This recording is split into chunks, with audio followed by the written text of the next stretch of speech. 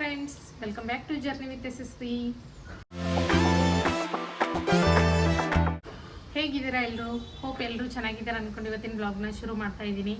So ಇವತ್ತಿನ blog special ಏನಪ್ಪ ಅಂತಂದರೆ, ಇವತ್ತು ನಮ್ಮ ಚಿಕ್ಕೋಡಿಲಿ ಇರ್ತಕ್ಕಂಥ ಎಲ್ಲ ಗಣಪತಿಗಳ ದರ್ಶನನ ನಾನು ನಿಮಗೆ ಮಾಡಿಸ್ತೀನಿ. ಇವತ್ತು ಇನ್ನೊಂದು ವಿಶೇಷತೆ ಏನಪ್ಪ ಅಂತಂದರೆ, ನಮ್ಮ ಏರಿಯಾದಲ್ಲಿ ಕೂರಿಸಿರ್ತಕ್ಕಂಥ ಗಣಪತಿ ಮಂಡಳದಲ್ಲಿ ಇವತ್ತು ಸತ್ಯನಾರಾಯಣ ಪೂಜೆ ಇದೆ, ಹಾಗೆ ಮಧ್ಯಾಹ್ನ ಮಹಾಪ್ರಸಾದ ಕೂಡ ಇದೆ. ಸೊ ಇವಾಗ ಪೂಜೆ ಮಾಡಿಕೊಂಡು ಹಾಗೆ ಮಹಾಪ್ರಸಾದ ಎಲ್ಲ ತೊಗೊಂಡು ಹಾಗೆ ನಮ್ಮ ಗಣಪತಿ, ನಮ್ಮ ಏರಿಯಾದಲ್ಲಿ ಇರ್ತಕ್ಕಂಥ ಗಣಪತಿ ಯಾವ ಥರ ಇದೆ ಅನ್ನೋದನ್ನು ತೋರಿಸ್ತೀನಿ. ಹಾಗಾಗಿ ವಿಡಿಯೋನ ಸ್ಕಿಪ್ ಮಾಡದೆ ಪೂರ್ತಿಯಾಗಿ ನೋಡಿ. ಹಾಗೆ ಅಲ್ಲಿಂದ ಮುಗಿಸ್ಕೊಂಡು ಮತ್ತೆ ಚಿಕ್ಕೋಡಿಲಿ ಇರ್ತಕ್ಕಂಥ ಇನ್ನೂ ಕೆಲವೊಂದು ಗಣಪತಿಗಳ ದರ್ಶನನ ನಾನು ನಿಮಗೆ ಮಾಡಿಸ್ತೀನಿ. ಹಾಗಾಗಿ ವಿಡಿಯೋನ ಸ್ಕಿಪ್ ಮಾಡಬೇಡಿ.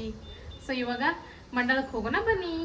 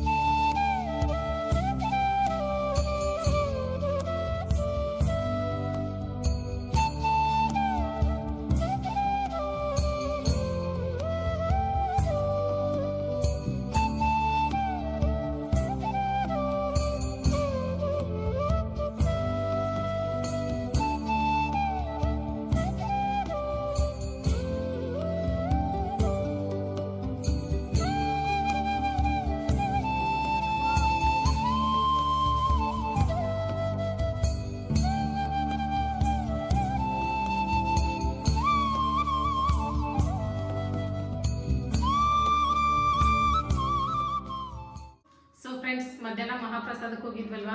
ಸೊ ಎಷ್ಟು ಸಾಧ್ಯ ಆಗುತ್ತೋ ಅಷ್ಟು ವಿಡಿಯೋನ ನಾನು ಕ್ಯಾಪ್ಚರ್ ಮಾಡಿದ್ದೀನಿ. ಯಾಕಪ್ಪ ಅಂದರೆ ಮಳೆ ಬರ್ತಾ ಇತ್ತು, ಹಾಗಾಗಿ ನಾವು ಕೂಡ ಅರ್ಜೆಂಟಲ್ಲಿ ಮಹಾಪ್ರಸಾದ ತಿಂದು ವಾಪಸ್ ಮನೆಗೆ ಬಂದ್ವಿ.